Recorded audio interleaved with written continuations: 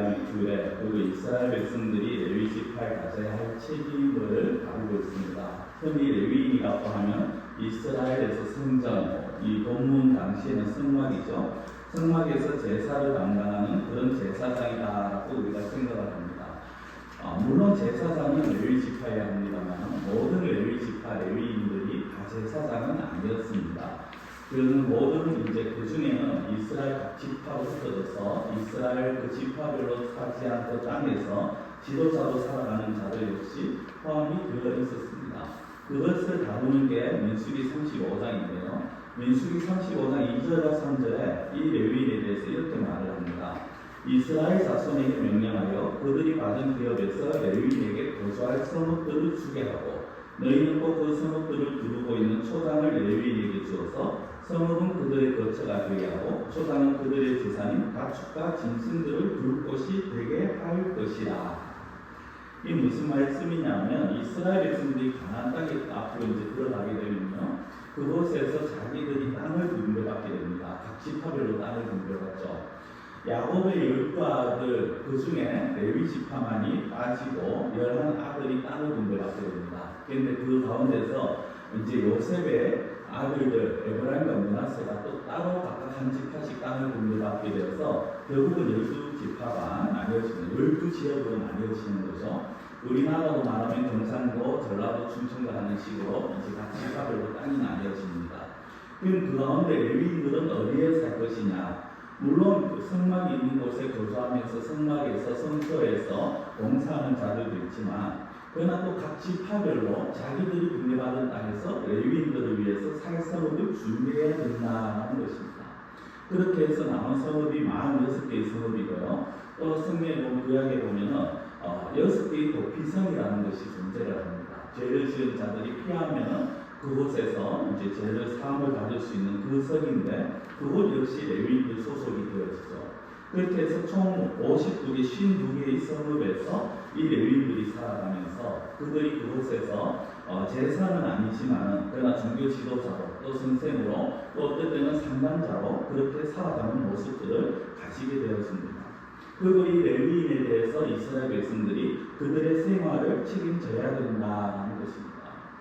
사실 오늘 본문은 보통 목사들이 다루기가 참 껄끄럽고 좀 거북한 그런 내용입니다. 왜냐하면 레위인이라는 것을 흔히 이제 오늘날 목사의 관점에서 목회자 아니면은 어떻게 보면 하나님의 사역자 그렇게 보았을 때 이 레위인을 어떻게 섬겨야 되느냐 하는 말이 자칫 잘못하면 목사와 성도들 간에 어떤 주종과의 관계를 만들어 버릴 수 있는 위험성이 있기 때문에 굉장히 좀 껄끄럽고 부담되는 그런 말씀이긴 합니다만 그러나 성경에서 또 오늘 우리가 계속 보고 있는 순서대로 이 말씀이 나오기 때문에 한번 말씀을 드려보고자 합니다. 저는 오늘 본문에서 사실 레위인들이 이스라엘 백성들이 레위인을 어떻게 섬겨야 된다 그것이 아니라 사실 그건 중요한 것이 아니죠. 물론 그 레위인들이 자기들이 살아갈 삶의 터전이 없는 문제가 있기 때문에 그들의 생활을 책임져야 한다는 것이 있지만은 그러나 레위인이 해야 할 일과 이스라엘 백성들이 레위인에게 어떤 마음을 가져야 되는가 하는 것을 가르쳐주고 있다는 것입니다. 그래서 어제 끝에 보면은 그와 그의 자손에게 항상 여호와의 이름으로 서서 섬기게 하셨음이라는 이 말씀처럼 하나님께서 레위인을 택해서 이스라엘 가운데서 섬기게 하셨고 그 섬기게 하는 목적, 그 섬기게 하는 방법이 무엇인가 그리고 성도 여러분들은 과연 오늘날 목회자들을 어떻게 바라보고 어떤 기대를 가지고 어떤 책임을 가지고 있어야 되느냐 그것을 우리가 좀 같이 생각을 해보기를 바랍니다. 제가 오늘날 목회자라고 말씀드렸지만 엄밀하게 말하면 오늘날 목회자는 옛날 구약시대 제사장과는 좀 다른 부분이 있죠. 물론 같은 부분도 있습니다만 다른 것이 무엇이냐면 구약시대 제사장들은 이스라엘 백성들이 하나님 앞에 나아가는 중개인 또 중재자의 그런 역할을 담당합니다. 일반인들은 성소에 들어가지를 못했죠. 성전이든 성소든 어떤 이름이든 간에 그 안에 들어가지를 못합니다. 그냥 바깥뜰만 밟고 있었고요. 그러나 그 하나님 앞에 나아가서 제물을 가지고 하나님 앞에 나아가서 그들을 위해서 기도하고 하는 것은 결국 제사장이었다는 겁니다. 그러나 오늘날은 그렇지 않죠. 오늘날은 성도들이 직접 하나님 앞에 나아갈 수가 있습니다.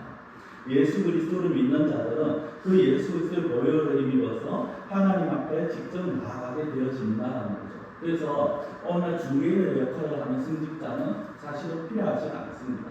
이런 부분에서 천주교가 좀 잘못된 부분이 또 하나가 나오는 거죠. 그들은 하나님과 일반 성도들 사이에서 자기들이 중개인의 역할을 해야 된다고 말을 합니다만, 그러나 하나님은 오늘날 성도들이 모두가 제사장이다라고 말을 합니다. 우리의 지난주에 보았는 말씀 가운데 베드로전서 2장 9절에 바로 그 말씀 아닙니까? 베드로전서 2장 9절에 그러나 너희는 택하신 족속이요 왕같은 제사장들이요 라고 하신 말씀이 바로 그렇더라는 거죠. 우리는 하나님 앞에서 제사장이라는 것입니다. 하나님 앞에 제사장이라는 것은 누구나 하나님 앞에 나와서 기도할 수 있고 누구나 하나님 앞에 마음껏 나와서 예배드릴 수 있고 찬양할 수 있다는 거죠. 이게 하나의 어떤 의무이지만 또 하나의 권리이고 하나의 특혜이기도 하는 것입니다.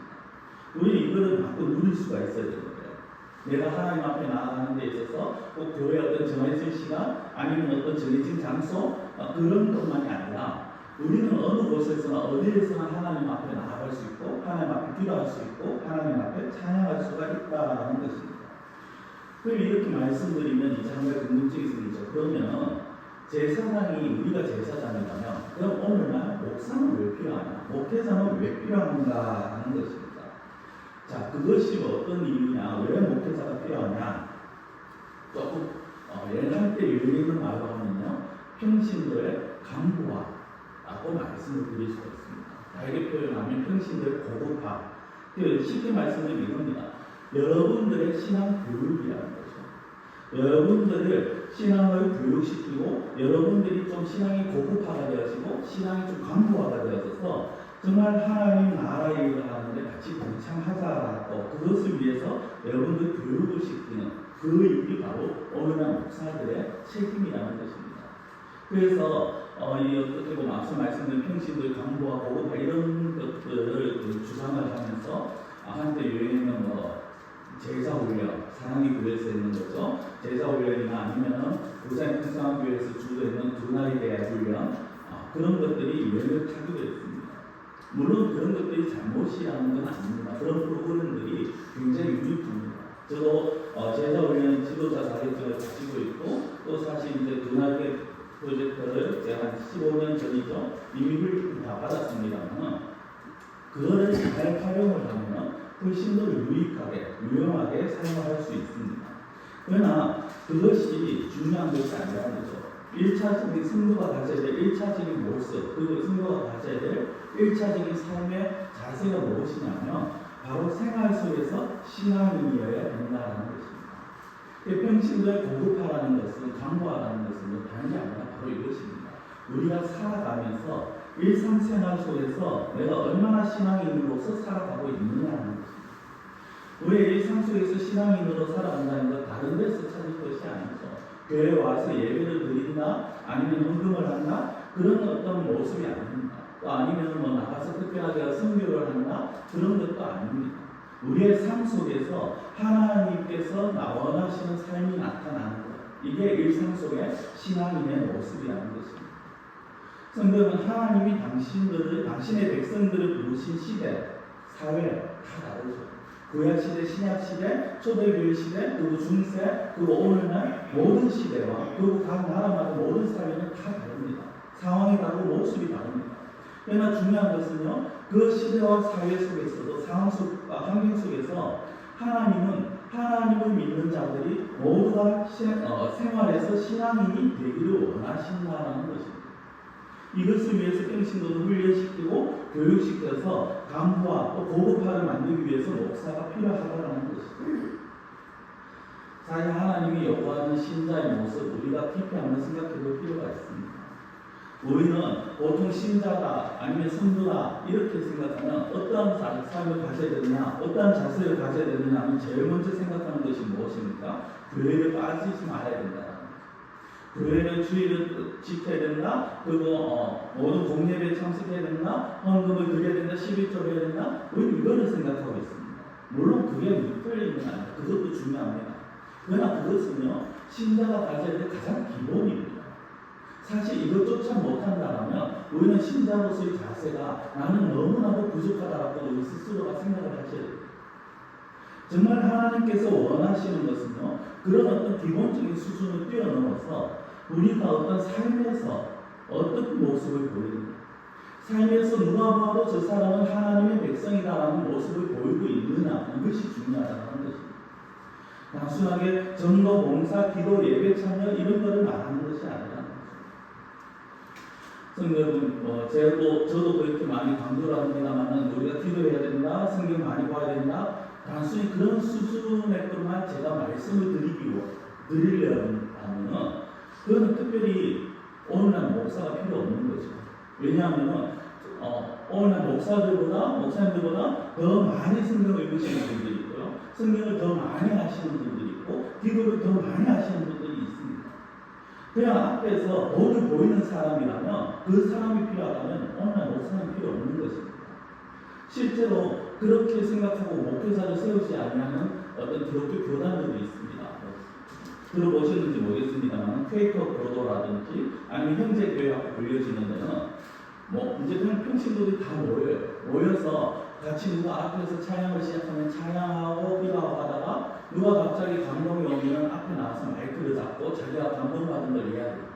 아니 성경에서 읽으면서 이 부분을 읽었는데 이렇게 내가 희생이 되었다, 그런 간증이나 설교를 합니다. 그것이 그렇게 하면서 그것들이 자기들이 정말 제사장의 역할이다라고 그렇게 말하는 사람들이 있습니다. 그러나 그것이 우리가 신앙생활하는 전부가 아니라는 거죠. 우리 예배드리고 찬양하고 기도하고 봉사, 이게 신앙생활의 전부가 아니라는 겁니다. 하나님께서 저와 여러분들에게 가르쳐주시고 깨우치시고 그리고 우리를 키우시려고 하는 그 궁극적인 목표, 그건 그 정도의 얕은 수준이 아닙니다. 너무나도 크고 깊은 수준에 있습니다. 그리고 그것을 우리가 제대로 배우고 제대로 우리가 알아야 되기 때문에 그 제대로 가르쳐야 될 사람, 그래서 하나님께서 목회자를 세우고 신학교에서 또 계속해서 공부를 시키고 교육을 받아서 그 일을 하게 하는 것이죠. 그리고 그래서 성직자들이 계속해서 공부를 해야 됩니다. 제가 이곳에 오기 전에 있던 교회에서도 그렇고 목사가 왜 공부를 계속하느냐라고 하는 그런 어떤 질문들을 많이 받았어요. 이곳에 오기 전에 있던 데서는 이제 석사학위 공부한다고 하고 또 그 끝나고 박사학위 공부하고 하면서 아니 신학교 신대원 7년 공부했으면 그리고 강교사 고시 목사 고시까지 총 9년이거든요. 9년을 하면은 충분하지 뭐 계속해서 공부를 하느냐 하는데 그게 이런 부분을 몰라서 하는 거죠. 목회자는 계속해서 연구를 해야 합니다. 계속해서 공부를 해야 하고 어떻게 해서 더 많은 것을, 더 깊은 것을 더 쉽고 더 자세하게 알려주고 가르쳐주고 그래서 성도들을 올바로 세울 수 있도록 하느냐, 이걸 연구해야 되는 것이 바로 목회자의 자세인 것입니다. 제가 이렇게 목회자에 대해서 장황하게 말씀드리는 이유는요, 여러분들이 목회자를 그런 용도로 써먹으셔야 된다는 거예요. 성도 여러분, 하나님께서 목사를 왜 세웠는지를 잊지 마셔야 합니다.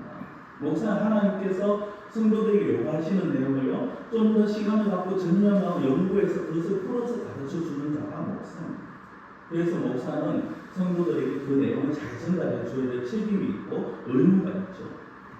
그리고 하나님의 사람으로 설 수 있도록 하나님께서 특별하게 앞서 6절에 5절의 말씀처럼 하나님의 이름으로 섬기게 하기 위해서 하나님께서 특별히 세운 자들이라는 겁니다. 그 면에서 목사 역시 자신이 왜 목회자로 부름을 받았는가를 아는 것도 중요합니다. 성경은 여러분들을 하나님이 원하시는 그런 수준으로 성장시키고 여러분들을 훈련시키고 그것도 그 목회자 통해서 여러분들 복을 주시고 여러분들 하나님의 백성으로 키우시기 위해서 하나님께서 목사를 세우셨다는 이 사실을 잊지 마셔야 돼요. 이것 놓치면요, 우리 목사는 잘생겼다, 우리 목사 많이 배웠다, 우리 목사 말이 좋다, 말빨이 좋다, 이런 거 가지고 교인들이 서로 우리 교회 목사가 좋니, 누구 교회 목사가 좋니 다투고 하는 모습을 보인다는 거예요. 실제 많은 교회 성도들이 우리 교회 목사님이 좋다라는 것을 어디에서 말하느냐면 우리 교회 목사님은 유학을 갔다 왔다, 우리 교회 목사님은 말을 잘한다, 우리 교회 목사님은 굉장히 인상이 좋다, 이런 걸 가지고 막 잘합니다. 근데 그거는 목회자가 가져야 될 아주 중요한 그런 모습이 아주 그건 부차적인 거예요.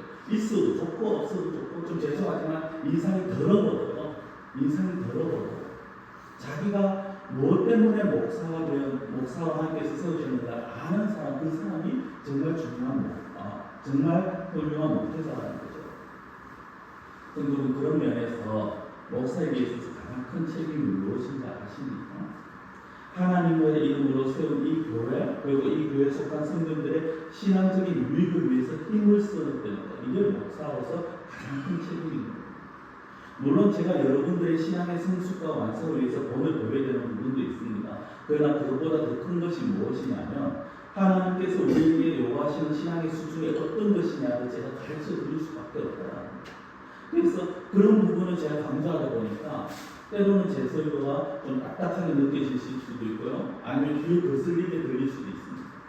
아니면은 저 목사님은 상황도 모르고 편견도 모르고 그냥 저런 말을 한다 라고 그렇게 생각이 드실 수도 있어요. 그러나 중요한 것은 하나님께서는 우리의 모든 상황과 형편 속에서 동일하게 우리가 어떤 위치에 서기를 원하신다라는 것을 우리가 생각해야 된다. 하나님이 원하시는 바를 분별하고 그 하나님이 원하시는 바를 그것을 가르쳐 주다 보면 저 역시 어떨 때는 좀 억양이 강해질 때가 있고 말이 거칠어질 때가 있고 말이 매끄럽지 못할 때가 있다는 것을 그런 것 좀 이해해 주시기 바랍니다. 성경 우리가 저도 그렇고요. 우리 모두가 사실은 모든 것을 다 잘할 수는 없습니다. 그렇죠? 인간적으로 훌륭한 사람이 더 나아 보일 수는 있어요. 아니면 선교나 전도 활동에 굉장히 열심을 내고 해외로 많이 나가서 선교하거나 아니면 막 돌아다니면서 전도할 때 힘을 쓰는 게 더 좋아 보일 수 있습니다. 어떤 분들은 외부 활동에 적극적으로 관여를 합니다. 어떤 기관마다 다니면서 여기저기 정말 외부적으로 활동할 수 있는 모든 것을 다 다니는 그런 사람들이 있습니다. 그런 사람들이 굉장히 멋있어 보일 수 있습니다. 그러나 중요한 것은요, 하나님이 원하시는 것이 무엇인가? 이걸 우리가 알고 이 부분에 우리가 치중해야 한다는 거죠. 저는 하나님께서 저에게 원하시는 것이 무엇인지, 그리고 성도님들에게 하나님께서 원하시는 것이 무엇인지 그걸 알아서 여러분들이 가르쳐 주는 것, 그것이 가장 중요하다는 거예요. 이거를요, 우리가 신약성경의 고린도전서를 보면은 이 내용은 너무 잘 알 수 있습니다. 고린도전서는 설명이 필요 없죠. 사도 바울이 고린도 교회에 보낸 편지입니다. 그런데 그 고린도 교회는요, 사실 그 지역의 주변에 있는 다른 교회보다 너무나도 장점이 많은 교회였습니다. 은사가 많았고요, 지식이 충만했습니다. 그걸로 인해서 또 그 은사로 인해서 능력이 많이 나타났습니다. 그런데 중요한 건 그 은사나 그 능력이, 그 지식이 그들에게 dob이 되었다는 겁니다. 은사가 많았고 지식이 충만했지만 그로 인해서 능력이 많이 나타났지만 오히려 그것들로 인해서 그 고린도 교회가 고통을 당하게 되고 고린도 교회가 분열이 일어나게 되는 거죠. 왜 그렇습니까? 사도 바울의 편지에 보면은 그들은 스스로 자신들이 잘나고 똑똑해서 하나님께서 은혜를 주셨다고 생각해요. 자신들이 대단해서 하나님께서 은사를 주셨다고 생각해요. 자신들이 뭔가 하나님 앞에서 좀 특별했기 때문에 다른 사람들보다 뛰어나기 때문에 하나님께서 자기들에게 특별한 은사들을 허락했다고 생각합니다. 자, 그것이 고린도전서 1장 26절 28절입니다. 그런 자들에게 바울이 책망을 하는데요. 이렇게 합니다. 형제들아, 너희를 부르심을 보라. 육체를 따라 지혜로운 자가 많지 아니하며 능한 자가 많지 아니하며 문벌 좋은 자가 많지 아니하도다. 그러나 하나님께서 세상에 미련한 것들을 택하사 지혜 있는 자들을 부끄럽게 하여 하시고 세상에 약한 것들을 택하사 강한 것들을 부끄럽게 하여 하시며 하나님께서 세상에 천한 것들과 멸시받는 것들 없는 것들을 택하사 있는 것들을 폐하여 하시나니. 성경은 26절에서 28절까지 보면 하나님께서 쓰시는 자와 쓰시지 않는 자가 나옵니다. 쓰시지 않는 자, 이 사람들의 문제가 그게 아니라요. 하나님께서 쓰시는 자들이 어떤 자들입니까? 미련한 자, 약한 자, 천한 자, 멸시받는 자, 없는 자들을 들어서 하나님께서 사용하신다라는 것입니다. 여러분, 목사 역시 마찬가지입니다. 여러분들 앞에 있는 저 역시 여러분들보다 대단히 뛰어나고 많이 배우고 가진 것이 많고 힘이 있고 그래서 이 자리에 있는 것이 아니라는 우리가 인간적으로 생각할 때 목사 도덕성도 좋고요, 인격도 좋고 영성도 대단히 뛰어나고 그래서 정말 완벽한 누가 봐도 흠잡을 데 없는 그런 완벽한 자가 목회자가 되면 가장 좋을 것처럼 생각합니다. 그리고 목사는 당연히 그런 존재여야 된다고 생각을 합니다. 그런데 하나님께서는 그렇게 일하시지 않습니다. 이유는 간단합니다. 그런 자가 목회자가 되면요, 스스로가 교만해질 수 있는 위험입니다. 내가 이 정도니까 그래서 내가 이들을 가르치고 이 교회 목사가 됐다고 생각을 합니다.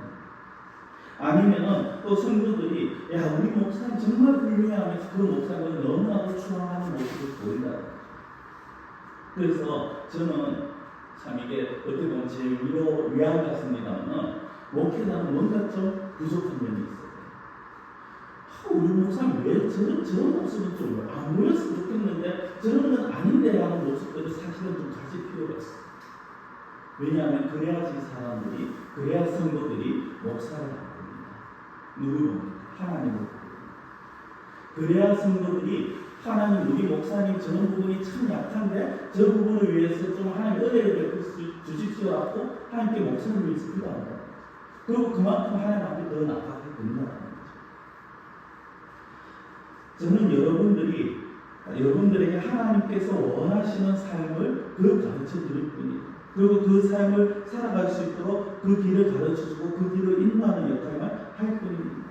그래서 제가 여러분들에게 바라는 건요, 제가 목사로서, 목회자로서 여러분들에게 하나님의 뜻을 가르쳐 드리고 하나님의 말씀을 전하고 하나님의 원하시는 말을 가르쳐 드릴 때 그 길을 믿고 그 길을 따라와 달라는 거예요. 그것이 여러분들이 하나님의 백성으로서 살아가야 될 부분이다. 물론 제가 이 교회에 와서 참 감사한 것이 우리 장로님들 비롯해서 많은 분들이 제가 요구하고 인도한 대로 참 잘 따라와 주세요. 무엇을 하겠습니다 하면 굉장히 적극적으로 수용을 해주시고 따라와 주십니다. 이제까지 잘 하지 않았던 부분, 잘 못했는 부분도 시도할 때 같이 동참해 주셔서 감사하는 마음이 있어요. 그러나 이것으로 우리가 만족해, 이 정도로 만족해서는 안 된다는 거죠. 우리는요, 그리스도의 장성한 분량에까지 이르러야 하는 그런 존재들입니다. 에베소서 4장 13절에 이렇게 말씀합니다. 우리가 다 하나님의 아들을 믿는 것과 아는 일에 하나가 되어 온전한 사랑을 이루어 그리스도의 장성한 분량이 충만한 데까지 이르리니. 성도는 이것이 우리 신앙의 최종 목표입니다. 그리스도의 장성한 분량이 충만한 데까지 이르러야 돼요. 그걸 위해서 우리가 하나님의 아들을 믿고 또 하나님의 아들을 아는 일에 하나가 되어야 됩니다. 그리스도의 장성한 분량이 무엇입니까? 그리스도의 장성한 분량이 충만한 것이 무엇입니까? 그 안에 그리스도로 가득 차는 겁니다. 예수 그리스도로 가득 차는 겁니다. 이것을 위해서 우리가 힘쓰고 애써야 되고 이것을 위해서 하나님께서 목사를 세우셨다. 어떤 분들은 이런 부분 때문에 목사가 너무 정이 없다, 딱딱하다 그렇게 생각하실 수 있습니다. 아니면 앞서 말씀드린 예처럼 현실을 너무 모른다고 말씀하실 수도 있어요.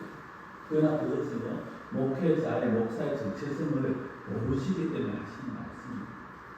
목사는 자기가 해야 할 일이 다른 것이 아닙니다. 목사는 자기가 그냥 다른 사람들 앞에서 말빨로 다른 사람들을 위로하고 아니면 잘한다 격려해주고 그것이 목사의 자리가 아니라는 거예요. 물론 그 자리도 좋습니다. 그것도 있어야 합니다. 제가 못하는 부분이긴 하지만 그런 부분 역시 필요합니다. 그렇지만 더 중요한 것은요, 목회자가 어떤 존재입니까? 목회자의 정체성은요, 목회자는 종이라는 거예요. 목회자는 종이라는 거예요. 다만 그 종이 누구의 종이냐는 문제겠죠. 많은 교회에서 목회자와 성도 간의 문제가 불화가 일어나는 경우가 크게 두 가지입니다. 첫째는요, 목사님을 너무 인간적으로만 보다 보니까 그 약한 부분에 있어서 왜 저러느냐 실망하고 그것 때문에 목사님에게 실망하고 상처를 받는 경우가 있고요. 또 하나는 목회자를 자신의 종으로 여겨서 자신의 종으로 사용하고자 하기 때문입니다. 그런데 목회자는요, 사람의 종이 아니죠. 하나님의 종입니다. 예수 그리스도의 종입니다. 성경은 사도 바울의 편지를 13개를 썼습니다. 13개의 편지를 썼는데 대부분 성경 그 편지 앞에 자신을 소개하고 인사하고 자신을 소개하는 부분에서 대부분 아주 많이 사용하는 것 중에 하나가 무엇이냐면 예수 그리스도의 종 사도 바울은 이렇게 말합니다. 바울은 자기가 많은 일을 했죠. 선교지를 다니면서 많은 교회를 세우고 복음을 전했습니다. 그럼에도 불구하고 자신은 늘 예수 그리스도의 종이다라고 말합니다. 어감이 종이라는 단어의 어감이 그렇게 좋지는 않습니다만 그렇게 자신을 표현할 수밖에 없었다는 것입니다. 오늘 모든 사역자들 역시 하나님과 예수 그리스도의 종입니다. 그런데 이걸 잘못 이해하셔서 마치 교회의 종 아니면 개인의 종으로 여기시면 그것이 바로 하나님 안에서 서로가 하나가 되어지지 못하고 부딪힐 수밖에 없고 충돌을 일으킬 수밖에 없다는 것입니다. 그리고 목회자는 종이기 때문에 하나님의 종이기 때문에 하나님이 원하시는 일을 할 수밖에 없는 거예요. 제가 여러분들의 종이라면, 제가 이 교회의 종이라면, 그러면 저는 여러분들에게 굉장히 듣기 좋은 말씀들만 골라서 할 것 같습니다. 여러분들의 마음의 찔림이나 이런 것이 아니라 정말 그래도 됩니다, 충분합니다, 잘하고 있습니다, 복 받으실 겁니다, 그런 어떤 좋은 말들만 할 수 있어요. 그렇지만 그렇게 해서 과연 여러분들의 신앙이 성장이 되어지고 여러분들이 하나님께서 원하시는 그 수준까지 올라갈 수 있을까라는 그 질문을 저에게 던져본다면 저는 그렇지 못하다고 합니다. 왜냐하면 당장 듣기 좋은 말은 마음이 즐겁습니다. 그리고 당장은 좋습니다. 그러나 그것이 그 사람을 키우지를 못합니다. 여러분, 제가 해야 될 일은요, 참 저도 불편합니다만 어쩔 수 없이 제가 가야 될 길이 무엇입니까? 여러분들을 하나님이 원하시는 자리로 인도하는 것입니다. 그래서 하나님의 자녀로 합당하게 살아가도록 가르치고 이끌어가는 것, 그것이 바로 제가 해야 될 일이라는 거예요. 이걸 가지고 또 괜히 오해하셔서 협박한다, 앞에서 말하면 말한 대로 들으라고 압력 넣는다, 결코 그런 게 아닙니다. 그리고 협박이나 압력이 아니고 목사의 위치가 들어가는 것이고요. 그리고 여러분들은 그러한 목사의 어떤 위치, 목사의 해야 할 일을 생각하면서 저를 위해서 기도할 때 그런 부분들을 기도해 주셔야 됩니다. 오늘 우리 집사님 기도하신 것처럼 정말 하나님의 손을 붙잡혀서 하나님의 뜻을 올바로 전할 수 있는 자가 되게 해달라고 기도하셔야 되는 것이고요. 그리고 제가 그렇게 하나님의 뜻을 전하고 하나님의 원하시는 방법들을, 말씀들을 전할 때 그것이 여러분들 귀에 거슬리고 그것이 여러분들 마음에 부딪히더라도 그것을 사람의 말을 받지 마시고 하나님께서 주시는 말씀으로 받으실 수 있는 그런 여러분들이 되시기를 바랍니다. 말씀을 맺겠습니다. 오늘 좀 장하게 말씀을 드렸는데 성경은 하나님께서 저를 이 교회, 이 윗동교회 목사로 부르신 이유를 저도 제대로 알아야 되고 여러분들도 제대로 아셔야 됩니다.